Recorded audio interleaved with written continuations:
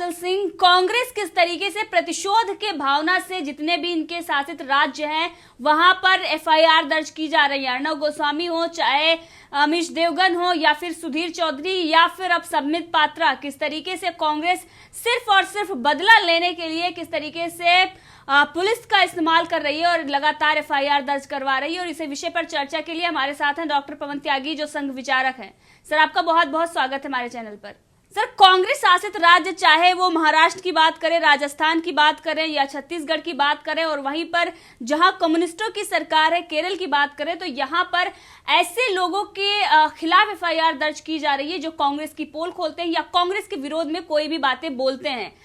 तो जैसे कि हमने देखा अर्णव गोस्वामी के खिलाफ महाराष्ट्र में और छत्तीसगढ़, राजस्थान, कई ऐसे राज्य जहां पर कांग्रेस की सरकार है या कांग्रेस की गठबंधन की सरकार है या कांग्रेस की विचारधारा वाली सरकार है, वहां पर लगातार उन पर 200 से ज्यादा एफआईआर दर्ज की गई। और अब देख रहे हैं कि संबित पात्रा पर भी छत्तीसगढ़ और महाराष्ट्र में एफआईआर दर्ज कर दी गई है। तो क्या कांग्रेस अब ऐसे लोगों जो उनकी आलोचना करते हैं उन पर कानूनी तरीके से उनको धमकाने और डराने की कोशिश कर रही है?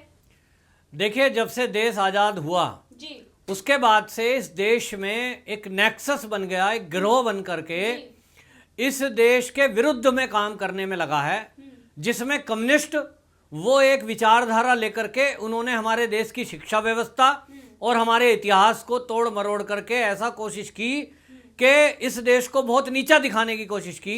वहीं कांग्रेस सत्ता में आकर ये लोगों के हक की रोटी मारने का काम करती रही और घोटाले लगातार करती रही। 70 साल राज किया। उस 70 साल के शासन में ऐसे पत्रकार इन्होंने रखे जो इनकी चाटुकारिता करते रहे और अपने लाभ के लिए केवल सत्ता के गलियारों में चक्कर काटते रहे, और उनको इन्होंने इनाम भी दिए। तो वो चाटुकारिता करने वाले पत्रकार, वो उनको इनाम भी दिए गए। तो लोगों में एक मैसेज है, और ये सारा एक नेक्सस, चाहे वो बुद्धिजीवी के नाम पे हो, चाहे वो मीडिया जगत के नाम पे हो, चाहे वो आपके खेल जगत के नाम पे भी हो, चाहे वो मनोरंजन के क्षेत्र में जिसको बॉलीवुड आज बोलते हैं, वहां के भी लोग इसमें शामिल हैं। और ये कांग्रेस अपने घोटाले करती रही है, और इन घोटालों घपलों को छुपाने के लिए ये मीडिया मौन रहा है। लेकिन आज इनको जब लग रहा है कि ये कौन सा मीडिया आ गया, ये कौन लोग आ गए जो इनके घोटालों की बात कर रहे हैं, इनसे आंख में आंख मिला करके बात करते हैं और इनकी तुलना में वो ज्यादा बुद्धिमान दिखाई दे रहे हैं, ये कौन आ गया आज? तो कांग्रेस ने 70 साल में जो शासन किया है, इसको केवल अभी तक सवाल करना आया है, क्योंकि अहंकार बहुत चरम पे है। इनको ये लगता ही नहीं था कि कोई तुम्हें सत्ता से बेदखल कर सकता है। 70 साल शासन करने में आज भी ये विपक्ष में हो गए, लेकिन इनको ये अभी आदत नहीं पड़ी है कि इस समय सरकार बदल चुकी है और देश के जो शीर्ष पर वो बैठे हुए एक देशभक्त ऐसा व्यक्ति बैठे हैं जिनका नाम नरेंद्र मोदी है। इसीलिए इनकी बौखलाहट है। और संबित पात्रा को निशाना बनाना, वो क्या गलत कहा संबित पात्रा ने? उन्होंने कहा भी कब? जब कांग्रेसियों ने, मध्य प्रदेश के कांग्रेस ने सवाल उठाया भाजपा के जो इंतजाम हो रहे हैं केंद्र सरकार के, और उसने ट्वीट करते हुए ये कहा, यदि कांग्रेस की सरकार इस समय होती तो हम वो इंतजाम करते कि टेस्ट, उपचार, व्यवस्था, राहत, मदद और टेक्निक, वो जो है सबसे आगे हमारा देश होता। इसका मतलब कांग्रेसी क्या कहना चाह रहे हैं? कांग्रेसी ये कहना चाह रहे हैं कि इस समय जो केंद्र की सरकार व्यवस्थाएं कर रही है वो ठीक नहीं है। आप बहुत अच्छा कर सकते थे, इससे और बेटर कर सकते थे। इसी के जवाब में जो कि भाजपा के प्रवक्ता हैं, उनका जवाब देना बनता है, क्योंकि मोदी जी थोड़ा ही जवाब देंगे, प्रवक्ता जवाब देंगे। और संबित पात्रा एक जाने माने प्रवक्ता हैं जो देश में लोकप्रिय हैं। उन्होंने इस ट्वीट का जवाब ट्वीट से दिया और उन्होंने कहा कि कांग्रेस की सरकार यदि होती तो कई प्रकार के घोटाले हो गए होते। 20,000 करोड़ का जवाहर सैनिटाइजर, 26,000 करोड़ का राजीव गांधी वायरस रिसर्च घोटाला और 5,000 का मास्क घोटाला, ऐसे करके उन्होंने इनके जवाब को जवाब दिया कि कई घोटाले हो गए होते। और इसी को आधार बनाकर ये कांग्रेसियों ने शिकायत दर्ज कराई है कि साहब आप हमारे पूर्व प्रधानमंत्रियों के नाम लेकर उनको बदनाम कर रहे हैं कि वो घोटाला करते हैं। जी जी बिल्कुल सही कहा आपने। 3000 जो सिख 1984 में सिख दंगे हुए थे उसको लेकर इन्होंने ट्वीट किया और कहा कि संबित पात्रा ने हमारे जो पूर्व प्रधानमंत्री हमारे कांग्रेस के बड़े लीडर रहे हैं राजीव गांधी, उनका अपमान किया और कहा कि उन दंगों में राजीव गांधी के हाथ थे और उसके बाद उन्होंने अरेस्ट करने की मांग की और उसके बाद FIR दर्ज करवाई। राजीव गांधी ने खुद ये statement as a prime minister है कि उन्होंने जब ये कहा पत्रकार के सवाल में कि जब कोई बड़ा पेड़ गिरता है तो धरती हिलती है। एक प्रधानमंत्री की पोस्ट पर, संविधानिक पोस्ट पर बैठा हुआ व्यक्ति किस तरह से दंगों में मारे गए सिखों की मौत को जस्टिफाइड करता है। उनको कहना यह चाहिए था कि जो भी हिंसा हुई है ये बहुत गलत है और तुरंत ये हिंसा रुकनी चाहिए और मैं पुलिस और प्रशासन को और सेना को आदेश देता हूं कि जो भी इसमें दोषी हैं उनको सख्त से सख्त सजा दें। ऐसा स्टेटमेंट की उम्मीद एक प्रधानमंत्री पोस्ट पे बैठे हुए व्यक्ति से की जाती है, लेकिन कहीं वो उसको निजी ले रहे थे और इस तरह की बात जब बयानबाजी कोई प्रधानमंत्री करता है तो उसके कारण ये माना जाता है कि उसके बाद जो हिंसा भड़की और सीधे सीधे कांग्रेस के बड़े बड़े लीडर उसमें नाम सामने आए थे, चाहे वो जगदीश टाइटलर हो, चाहे वो HKL भगत हो, ऐसे नाम सामने आए थे कि जो उस हिंसक भीड़ का ये नेतृत्व कर रहे थे, जो सिखों को जिंदा गले में टायर डालकर जला रही थी, जो सिख महिलाओं की और बच्चियों से बलात्कार कर रहे थे, तो वो सब लोगों ने देखा, कोर्ट में केस गया। वो तो यहाँ दिल्ली पुलिस ने जो फेवर किया था उस समय, उसकी शिकायतें आज भी सिख परिवारों की तरफ से आती है, जो न्यायालय में अभी भी दोबारा से फाइल खुलने के बाद विचाराधीन है। वो सबको पता है कि उस समय कांग्रेसी लीडरों ने उसका नेतृत्व किया। तो जब ये नरेंद्र मोदी जी से गुजरात के दंगों पर जवाब मांग सकते हैं और सोनिया गांधी उनको मौत का सौदागर कह सकती है कि गोधरा में जो कुछ हुआ उसके लिए नरेंद्र मोदी जिम्मेदार है, तो जब नरेंद्र मोदी एक वहां मुख्यमंत्री हैं प्रदेश के, क्या गोधरा में वो डंडा या बंदूक लेकर के लोगों को मारने गए थे कि अगर वो नरेंद्र मोदी से जवाब पूछ रहे थे? जी नहीं, गोधरा में वो काम जिसने भी किया उनके खिलाफ केस चला और वो कानूनी प्रक्रिया के तहत जेल भी गए। नरेंद्र मोदी जी का उसमें कोई हाथ नहीं है, लेकिन उस क्लीन चिट के बाद भी ये यदा कदा उसको घेरते रहते हैं। ये सोनिया गांधी, राहुल गांधी, प्रियंका गांधी, कौन सा ऐसा चुनाव है गुजरात का जहां इन्होंने ये ना कहा हो कि नरेंद्र मोदी मौत का सौदागर है?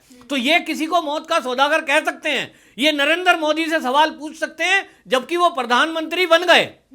तो फिर अगर नरेंद्र मोदी गुजरात के जवाबदेही है उनकी गोधरा की, तब सिख दंगों में मारे गए जो सिख परिवार के बच्चे हैं, लोग हैं, उनकी जवाबदेही क्यों नहीं राजीव गांधी की बनती? ये सोनिया गांधी का ही फॉर्मूला है कि गलती अगर कोई कार्यकर्ता करता है तो उसके हेड से जवाब मांगो। तो भाई हेड को जिम्मेदार ठहरा दिया संबित पात्रा ने, क्या गलत कहा है? जी, यहाँ तक कि बड़े खुलासे भी होते आ रहे हैं। कई बार कई लोगों ने आरोप लगाया है कि राजीव गांधी के ही इंस्ट्रक्शन पे ये पूरा मामला हुआ था और कांग्रेस के बड़े बड़े नेताओं के नाम भी सामने आए थे, जैसे कि कमलनाथ और भी कई सारे ऐसे नेताओं के नाम सामने आए थे। उसके बाद अगर ये मुद्दा उठता है तो पूरी जांच आखिर क्यों नहीं हुई? आज तक सच सामने क्यों नहीं आया कि इसमें सबसे बड़ा हाथ किसका था और कौन इसका ये है? यहाँ तक कि संबित पात्रा ने भी इसको एक वीडियो क्लिपिंग उन्होंने शेयर की है अपने ट्विटर हैंडल पर और उन्होंने बताया कि श्री HS फुल्का जी से तो इस संदर्भ में कोई अधिक नहीं जानता, यानी कि ये पूरे मामले के सबसे ज्यादा जानकार हैं। उन्होंने ये स्वीकार किया है कि कांग्रेस की सरकार ने राजीव गांधी के फोन इंस्ट्रक्शन पर ही अपने लोगों का कत्लेआम किया था। तो ये फुल्का जी जो हैं, आपको जानकारी होगी, ये सिख दंगों में मारे गए जो सिख परिवार थे जी। ये उनकी तरफ से वकील नियुक्त हुए थे और इन्होंने सुप्रीम कोर्ट तक उस केस की फाइट की थी और इन्होंने इस केस की कोई फीस नहीं ली। ये केवल इसलिए लड़े थे कि सिखों को न्याय देने वाला कोई नहीं दिख रहा था, क्योंकि पुलिस से लेकर ऊपर प्रशासन तक, जब प्रधानमंत्री तक भी दंगाइयों के साथ मिल जाए तो ऐसे लोगों को न्याय की कहां उम्मीद है? तो फुल्का जी ने यह केस लड़ा है, उनके पास पूरे तथ्य हैं और इसलिए तथ्यात्मक बात वो फुल्का जी ने बोली थी जिसका रेफरेंस संबित पात्रा ने दिया। असली बात यह है कि ये ऐसे लोगों की जबान बंद कर देना चाहते हैं जो कांग्रेस पर सवाल उठाए, जो कम्युनिस्टों से सवाल पूछ ले, क्योंकि इनको 70 साल में यह आदत पड़ी है कि हम चाहे जिस पे आरोप लगाएं, जिसको चाहे देश में गाली दे दें, जिसके खिलाफ चाहे हम कोई कार्रवाई कर दें, क्योंकि इनका पूरा एक नेक्सस है जिसमें वकील भी हैं, जिसमें पत्रकार भी हैं, जिसमें बुद्धिजीवी वर्ग भी हैं और जिसमें राजनीतिक दल के लोग भी हैं। कैसा ये घेरते हैं, जैसे अभिमन्यु को घेर कर महाभारत में सारे नियम कायदे तोड़कर उनको घेर कर मार दिया गया। इस तरह से इनकी आदत है, पूरा नेक्सस। कोई भी एक व्यक्ति इनके विरुद्ध बोल के दिखाए, चाहे वो संबित पात्रा हो तो उसके खिलाफ एफआईआर करेंगे और सारा वर्ग एक्टिव हो जाएगा। आप देखेंगे टीवी पे बहुत सारे चैनल पे जो इनके चाटुकार पत्रकार हैं, वो चैनलों पे यही डिबेट चल रही है कि संबित गलत है, संबित गलत है। आप देखेंगे अगर वो अर्नब गोस्वामी है तो अर्नब गोस्वामी के खिलाफ वो पूरा नेक्सस हावी होने की कोशिश करेगा, एफआईआर कराई जाएंगी, वकील खड़े होंगे, देश में माहौल बनाया जाएगा मीडिया और सोशल मीडिया के माध्यम से, और एक ऐसी कोशिश की जाएगी कि उस पत्रकारिता की मजाक बना देंगे उस पत्रकार का जो देश का जाना माना पत्रकार है। और अभी हाल ही में सुधीर चौधरी को उसमें शामिल कर दिया क्योंकि उन्होंने भी एक ऐसे मुद्दे पर अपनी एक रिपोर्टिंग की थी जो इस देश का ज्वलंत मुद्दा है कि धर्मांतरण और जिहाद ये ऐसे शब्द हैं कि ये इस देश के लिए नासूर हैं, और अगर इस देश की नासूर की समस्या को कोई पत्रकार उठाता है तो मैं इनसे पूछता हूं कि पत्रकार अगर देश की समस्याओं को नहीं उठाएगा तो फिर पत्रकारिता क्या है। लेकिन उस सवाल को उठाने पर ये उसका जवान बंद करने के लिए एफआईआर का सहारा लेते हैं।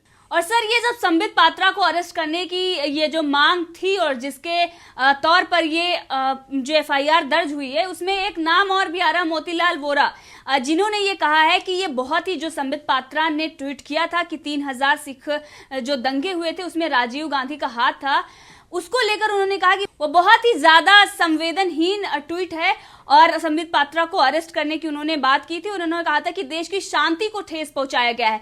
तो जब एक वर्तमान प्रधानमंत्री को मौत का सौदागर कहा जाता है, तब ऐसे लोग कहाँ छुप जाते हैं, तब इनके कोई भी ट्वीट नहीं आते, तब इनका कोई बयान नहीं आता। लेकिन अगर जो सच है उस सच को कोई अगर बोल देता है तो ये उनके पीछे पड़ जाते हैं, उनको अरेस्ट करने की मांग करने लगते हैं। ये खुद जो है ये घोटालों में घपलों में शामिल रहे हैं। जी जी। ये कांग्रेसी चाटुकार जिनकी उम्र बीत गई लेकिन वो ये नहीं समझ रहे हैं कि किस पर सवाल उठा रहे हैं।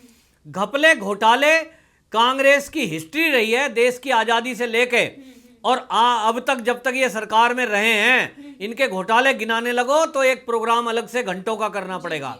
तो ये केवल अपने कमियों को छुपाकर दूसरे पर सवाल उठाने के लिए मुद्दों की तलाश में रहते हैं, क्योंकि इस समय कांग्रेस के पास ना तो कोई काम है ना तो कोई मुद्दा है।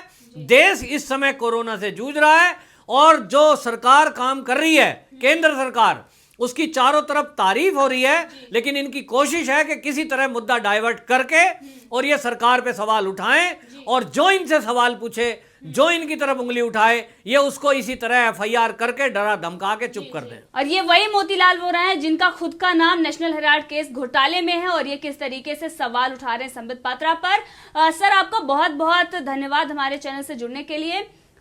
जय हिंद, जय भारत।